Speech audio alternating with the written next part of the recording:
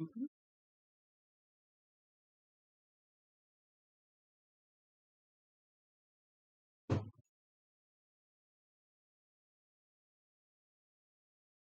So I do want your guys' opinions, since you are here all the time.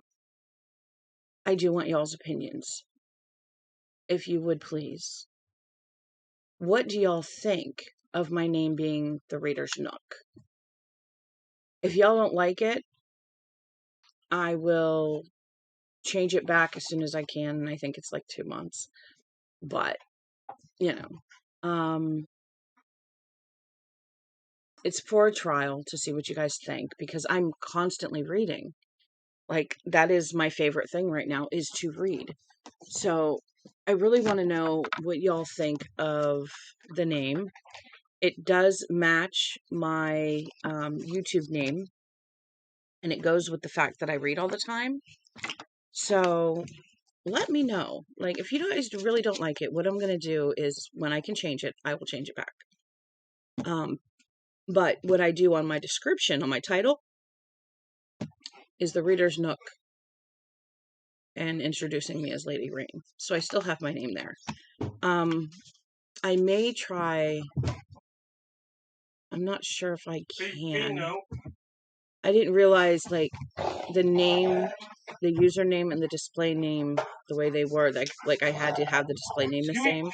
So I may actually, when I can change it, put, with the Reader's Nook, put by Lady Rain. So, hey, why are we arguing about something? What are we arguing about? You, young lady, what are you doing? What are you doing? Were you guys just outside? Did they go outside? Yep. Why don't you go eat your food? What are you doing? He's cleaning his own ears. You don't need to do anything about that. My dogs. Just got water. Anyway. And they got food. I'm glad. Who's that? Oh, sorry. Oh, no, it's okay. No, the camera. It's fine. I haven't started reading yet, so... And it doesn't matter when I am reading, because this one interrupts me all the time. Go play. Apparently, I have to play and pet while I'm reading this morning, so... But yeah, I'm not even going to do anything with my hair. Look at that. I have, like, all these little wavies and stuff. Yeah. So... Sorry. My son has decided to be a goofball. Yeah.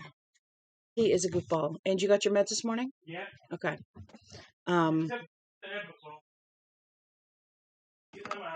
Yeah, I'm waiting for them to approve it, honey.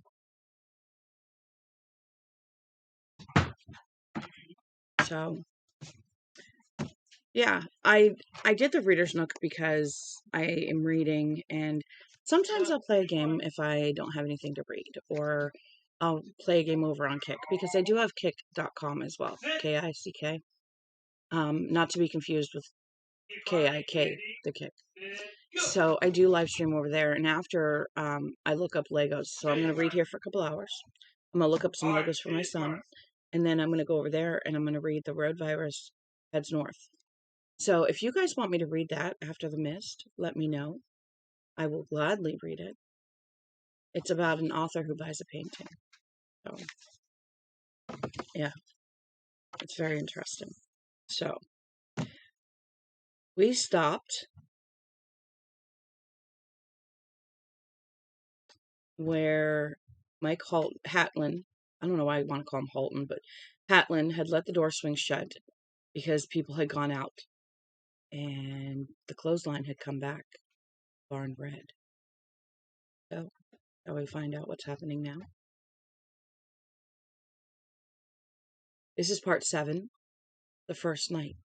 Everything we've read so far happened in just a matter of hours at the grocery store. So this is the first night. Mr. McVeigh had worked in Bridgeton cutting meat ever since I was 12 or 13, and I had no idea what his first name was, or his age might be. He had set up a gas grill under one of the small exhaust fans. The fans were still now, but presumably they still gave some ventilation. Obviously, they go up a pipe and whatnot. And by 6:30 p.m., the smell of cooking chicken filled the market. Bud Brown didn't object. It might have been shock, but more likely he had recognized the fact that his fresh meat and poultry wasn't getting any fresher. The chicken smelled good, but not many people wanted to eat.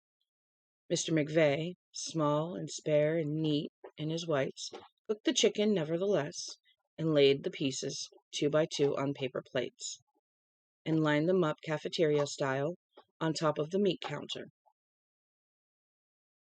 Mrs. Turman, for some reason I thought it was Truman, Mrs. Turman brought Billy and me each a plate, garnished with helpings of deli potato salad. I ate as best I could, but Billy would not even pick at his. "You've got to eat, big boy." Or big guy, I said. "I'm not hungry," he said, putting his plate aside. "You can't get big and strong if you don't." Mrs. Turman, sitting slightly behind Billy, shook her head at me. "Okay," I said. "Go get a peach and eat it, at least, okay?" "But if Mr. Brown says something—" "If he says something, you come back and tell me." "Okay, Dad." He walked away slowly. He seemed to have shrunk somehow. It hurt my heart to see him walk that way. Mr. McVeigh went on cooking chicken, apparently not minding that only a few people were eating it. Happy in the act of cooking. As I think I have said, there are all ways of handling a thing like this. You wouldn't think it would be so, but it is. The mind is a monkey. Mrs. Turman and I sat halfway up the patent medicines aisle. People were sitting in little groups all over the store. No one except Mrs. Carmody was sitting alone. Even Myron and his buddy Jim were together. They were both passed out by the beer cooler. 6 new men were watching the loopholes. One of them was Ollie, gnawing a leg of chicken and drinking a beer. The mop-handled torches leaned beside each of the watch posts. A can of charcoal lighter fluid next to each. But I don't think anyone really believed in the torches the way they had before. Not after the low and terribly vital grunting sound. Not after the chewed and blood-soaked clothesline.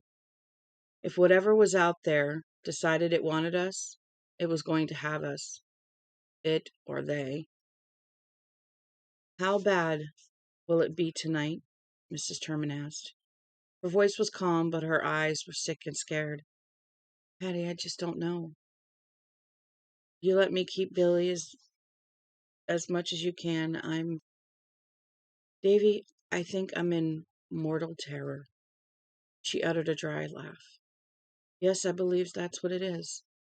But if I have Billy, I'll be all right. It'll be right for him." Her eyes were glistening. I leaned over and patted her shoulder. "I'm so worried about Alan," she said.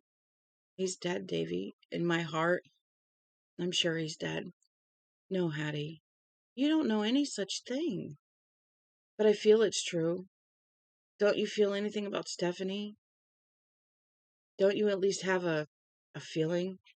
"No," I said, lying through my teeth. A strangled sound came from my throat, and she clapped a hand to her mouth. Her glasses reflected back the dim, murky light. "Billy's coming back," I murmured.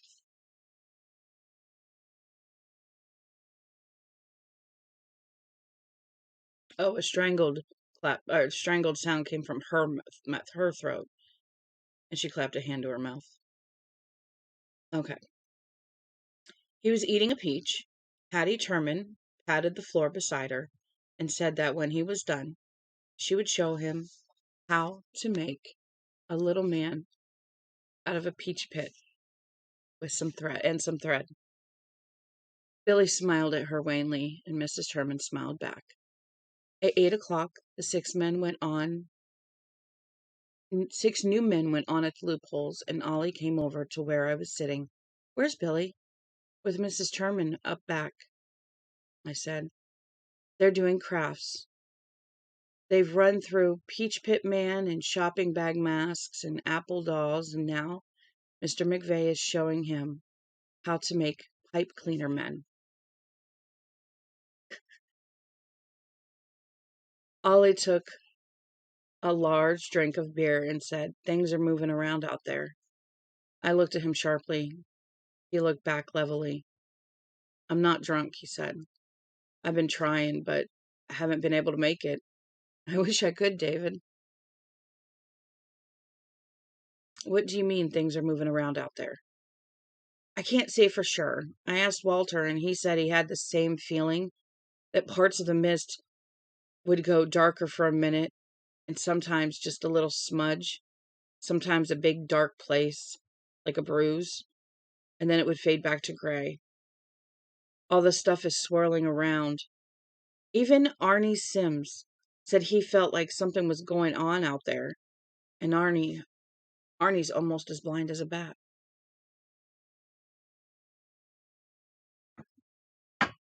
"What about the others?" "They're all out-of-staters, strangers to me," Ollie said. "I didn't ask any of them." "How sure are you that you weren't just seeing things?" "Sure," he said. He nodded toward Mrs. Carmody, who was sitting by herself at the end of the aisle. None of it had hurt her appetite any. There was a graveyard of chicken bones on her plate.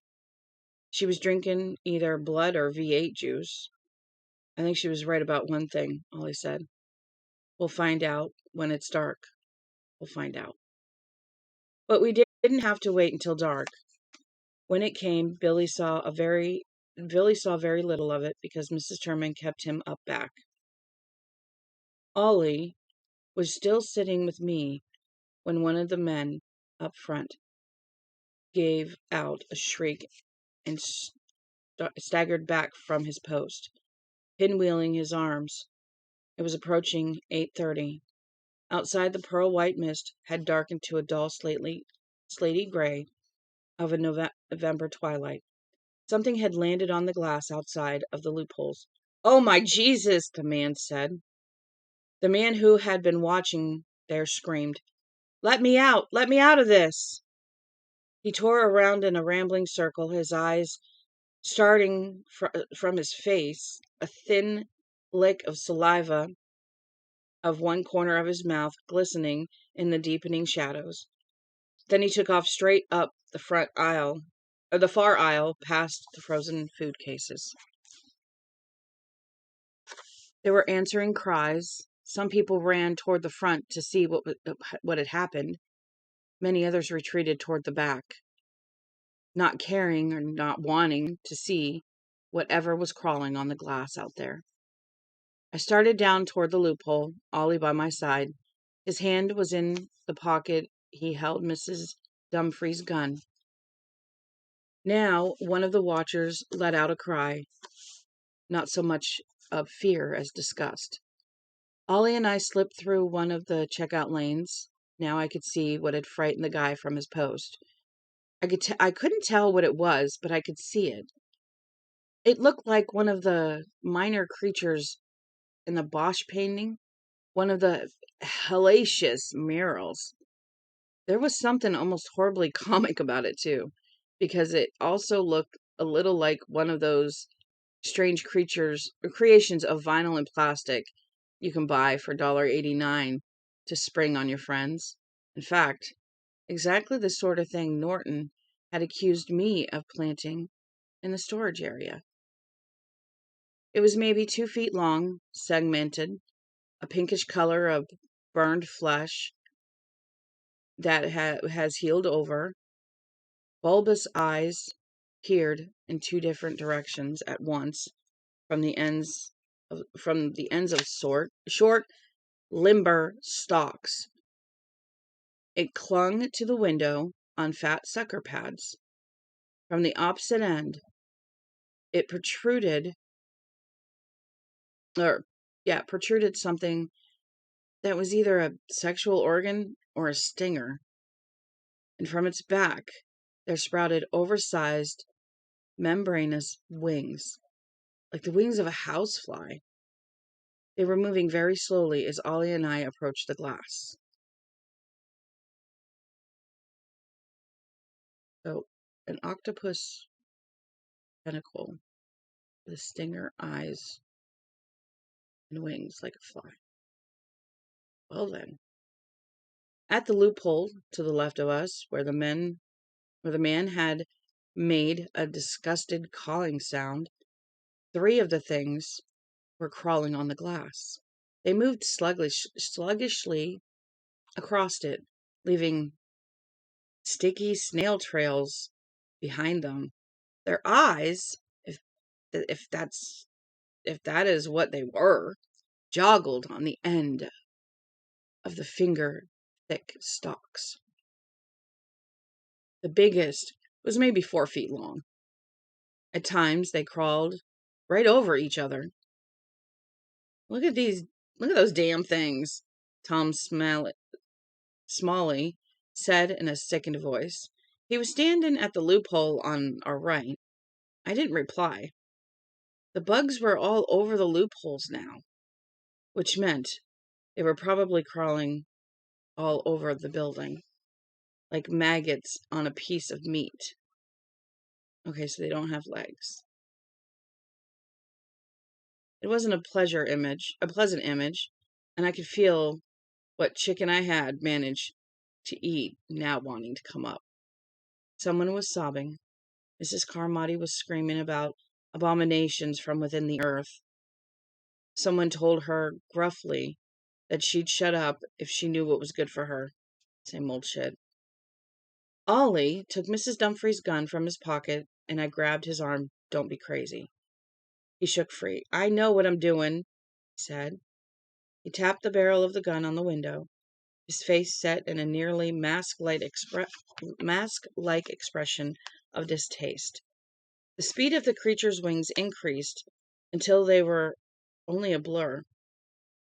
If you hadn't known, you might have believed they weren't winged creatures at all. Then they simply flew away. Some of the others saw what Ollie had done and got the idea. They used the mop handles to tap the windows. The things flew away, but came right back. Apparently, they had no more brains than your average housefly either. The near panic dissolved in a babble of conversation. I heard someone asking someone else what he thought those things would do if they landed on you. That was a question I had no interest in seeing answered. The tapping on the windows began to die down. Ollie turned toward me and started to say something, but before he could do more than open his mouth, something came out of the fog and snatched one of the crawling things off the glass. I think I screamed. I'm not sure. It was a flying thing. Beyond that, I could not have said for sure. The fog appeared to darken in exactly the way Ollie had described. Only a dark smudge didn't fade away. It solidified into something with flapping, leathery wings, an albino white body, and reddish eyes. Huh. It thudded into the glass hard enough to make it shiver. Its beak opened. It scooped the pink thing in and was gone. The whole incident took no more than 5 seconds. I had a bare final impression of the pink thing wiggling and flapping as it went down the hatch, the way a small fish will wiggle and flap in the beak of a seagull. Now there was another thud, and yet another. People began screaming again, and there was a stampede toward the back of the store. Then there was more piercing screaming, one of pain, and Ollie said, "Oh my God." The old lady fell down, and they just ran over her. That old lady fell down and they just ran over her. He ran back through the checkout aisle.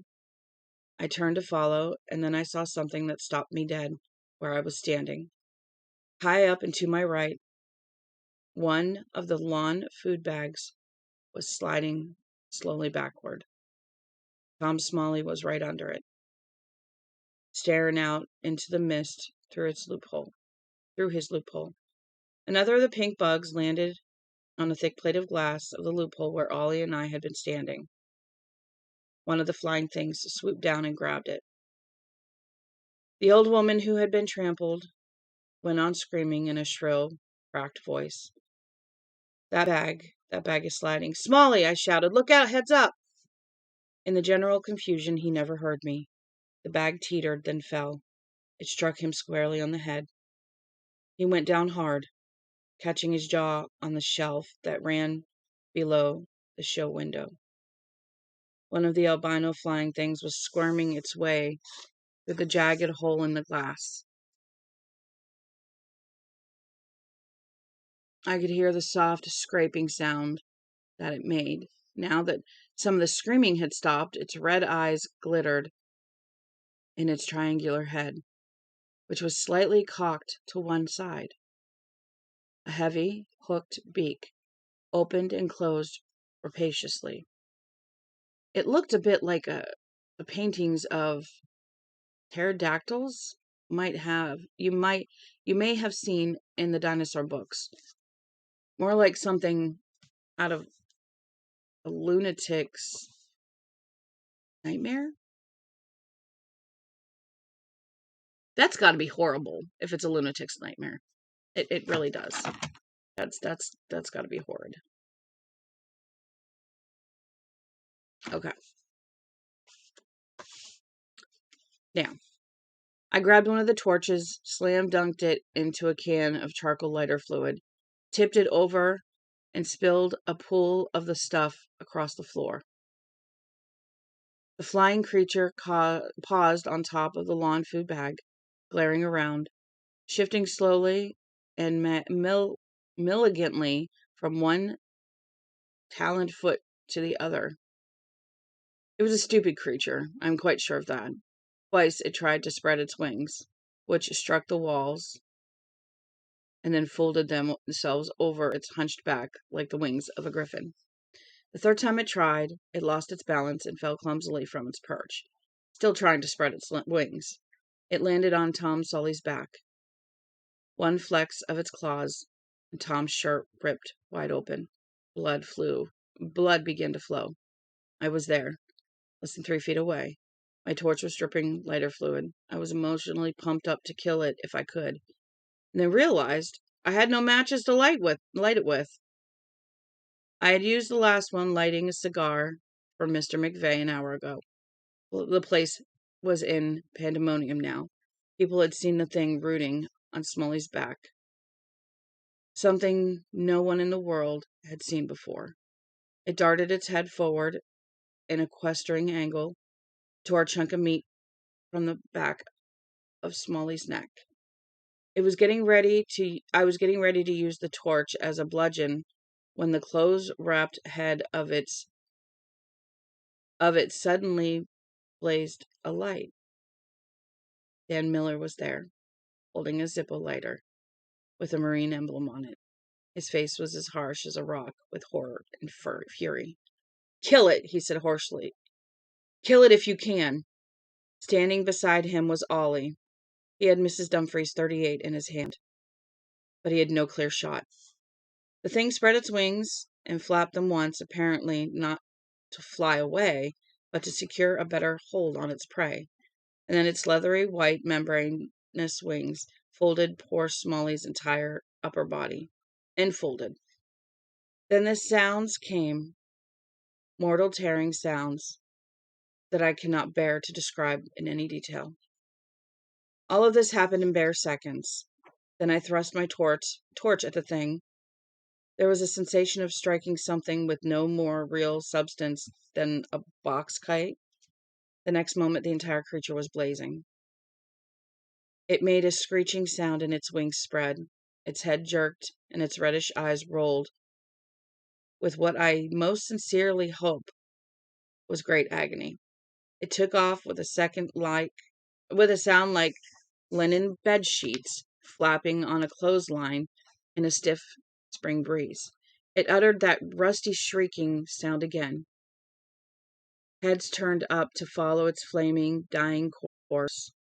I think that nothing in the entire business stands in my memory so strongly as that bird thing blazing a zigzagging course above the aisles of the Federal supermarket, dropping charred and smoking bits of itself here and there. It finally crashed into the spaghetti sauces, splattering ragu and prince and prima salsa everywhere, like gouts of blood. It was little more than ash and bone. The smell of its burning was high and sickening, and it underlying it like a counterpoint was the thin and acrid stench of the mist eddying in through the broken place in the glass. For a moment there was utter silence. We were united in the black wonder of that brightly flaming death flight. Then someone howled, others screamed, and from somewhere in the back I could hear my son crying. A hand grabbed me. It was Bud Brown. His eyes were bulging from his sockets. His lips were drawn back from his false teeth in a snarl. "One of those other things," he said and pointed. One of the bugs had come in through the hole, and now it perched on a lawn food bag. "Housefly wings buzzin'." You could hear them. It sounded like a cheap department store electric fan. Eyes bulging from their stalks. Its pink and nauseous plump body was aspirating rapidly. I moved toward it. My torch was guttering, but not yet out. But Mrs. Reppler, the third-grade teacher, beat me to it. She was maybe 55, maybe 60, rope thin. Her body was a tough, dried-out look that always makes me think of beef jerky. She had a can of Raid in each hand, like some crazy gunslinger in an existential comedy. She uttered a snarl of anger that I would have done credit to a caveman splitting the skull of an enemy.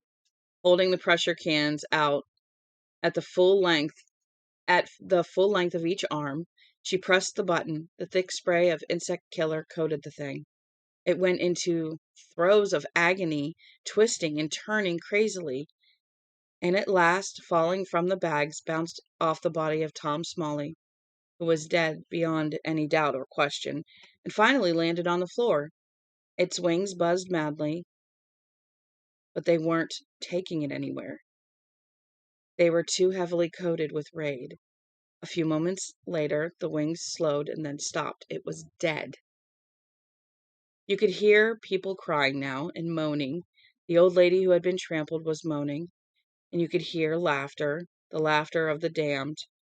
Mrs. Reppler stood over her kill, her thin chest rising and falling rapidly. Patlin and Miller had found one of those dollies that the stock boys use to trundle cases of things around the store, and together they heaved it atop the lawn food bags, blocking off the wedge-shaped hole in the glass as a temporary measure. It was a good one. Amanda Dumfries came forward like a sleepwalker. In one hand, she held a plastic floor bucket, and in the other, she held a whisk broom. Still done up in its see-through wrapping. She bent, her eyes still wide and blank, and swept the dead pink thing, bug, slug, whatever it was, into the bucket. You could hear the crackle of the wrapping of the whisk broom as it brushed the floor. She walked over to the out door. There was none of the bugs on it. She opened it a little way, threw the bucket out. It landed on its side and rolled back and forth in ever-decreasing arcs. One of the pink things buzzed out of the night, landed on the floor pail, and began to crawl over it. Amanda burst into tears. I walked over and put an arm around her shoulders.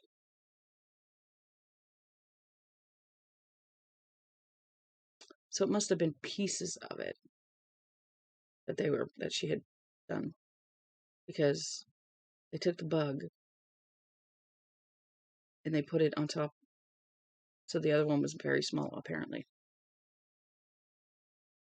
At 1:30 the following morning, I was sitting with my back against the white enamel side of the meat counter in a semi-doze. Billy's head was on my lap. He was solidly asleep. Not far away, Amanda Dumfries was sleeping with her head pillowed on someone's jacket. Not long after the flaming death of the bird thing, Ollie and I had gone back out to the storage area. Oh, you know what? I wonder if the pink thing that she swept up was that, like, tentacle thing in the back room and threw that out.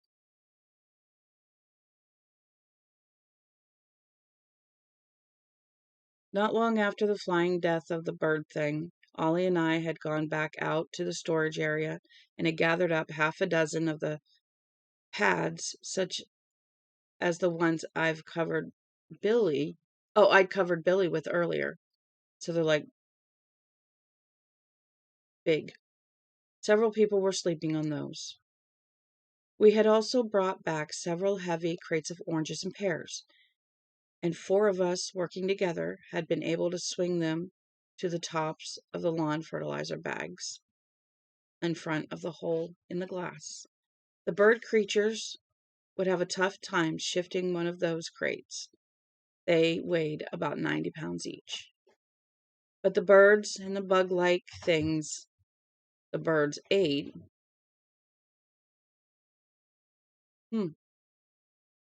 weren't the only things out there. Hi, Mom. Hi. See? Like this thing right here. Okay.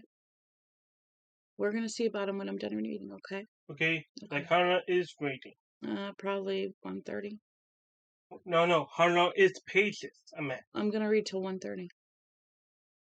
Maybe 2 o'clock. Not sure yet.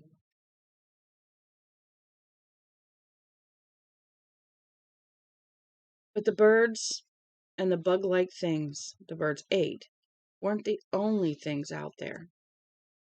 There was the tentacles. What is the name of that book? Oh, there was 2 different things. So the first one. What is the book called? The Mist.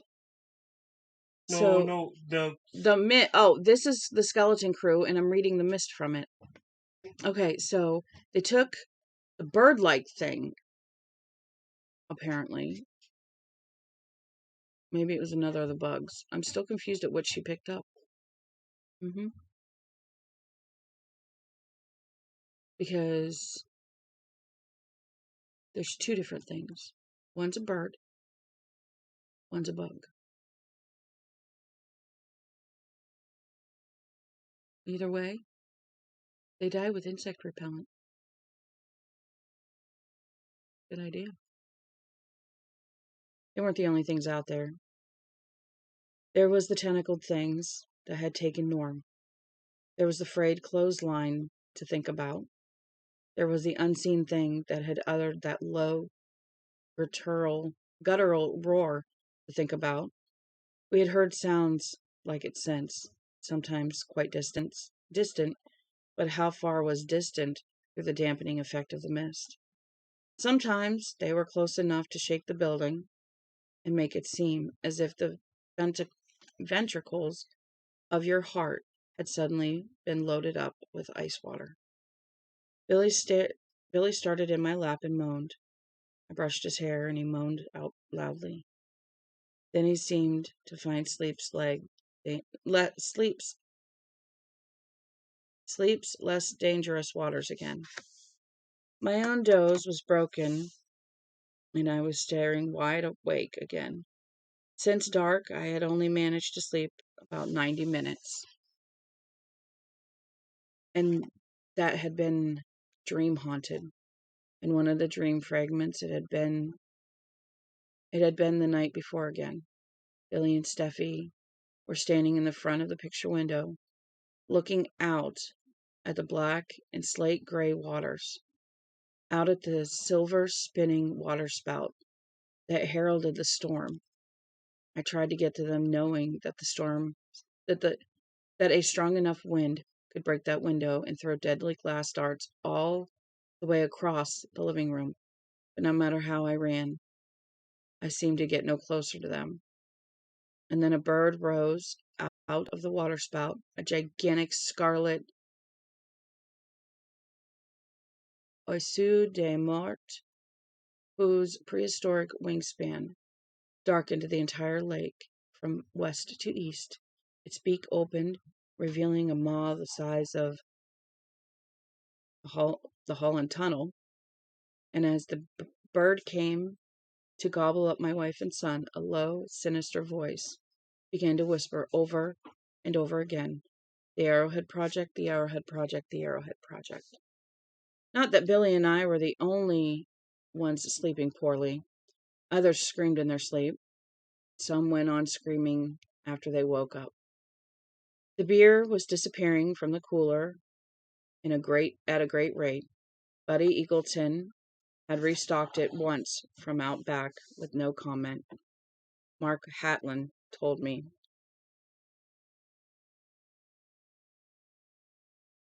The Salmonex was gone. Not depleted, but totally wiped out. He guessed that some people might have taken 6 or 8 bottles. "There's some Nitol left," he said. "You want a bottle, David?" I shook my head and thanked him. And in the last aisle down, by register 5, we had our winos. There were about 7 of them, all out of staters except for Lou Tattinger, who ran the Pine Tree Car Wash. Lou didn't need any excuse to sniff the cork, as the saying was. The wino brigade was pretty well anesthetized. Oh yes, there were only 6 or 7 who had gone crazy. 6 or 7 people who'd gone crazy. Crazy isn't the best word. Perhaps I just can't think of the proper one. But there were these people who had lapsed into a complete stupor without benefit of beer, wine, or pills. They stared at you with blank and shiny doorknob eyes. The hard concrete of reality, or the hard cement of reality, had come apart in some unimaginable earthquake, and these poor devils had fallen through. In time, some of them might come back, if there was time. The rest of us had made our own mental compromises, and in some cases, I suppose, they were fairly odd. Mrs. Reppler, for instance, was convinced the whole thing was a dream, or so she said, and she spoke with some conviction. I looked over at Amanda. I was developing an uncomfortably strong feeling for her. Uncomfortable, not exactly unpleasant. Her eyes were an incredible brilliant green. For a while, I had kept an eye on her to see if she was going to take out a pair of contact lenses, but apparently the color was true. I wanted to make love to her. My wife was at home, maybe alive, more probably dead, alone either way, and I loved her. I wanted to get Billy and me back to her more than anything, but I also wanted to screw this lady named Amanda Dumfries. I tried to tell myself it was just the situation we were in, and maybe it was. That didn't change the wanting.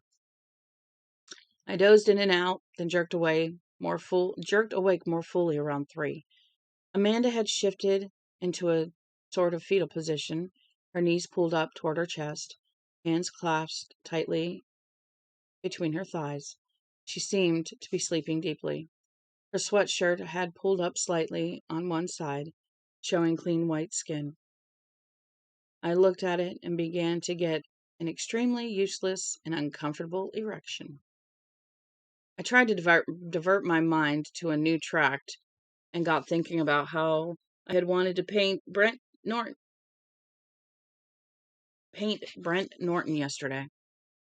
No, nothing as important as a painting, but just sit him on a log with my beer in his hand and sketch his sweaty, tired face and 2 wings of his carefully processed hair sticking up untidily in the back. It could have been a good picture. It took me 20 years of living with my father to accept the idea that being good could be good enough. You know what talent is? The curse of expectation. As a kid, you have to deal with that, beat it somehow. If you can write, you think God put you on earth to blow Shakespeare away.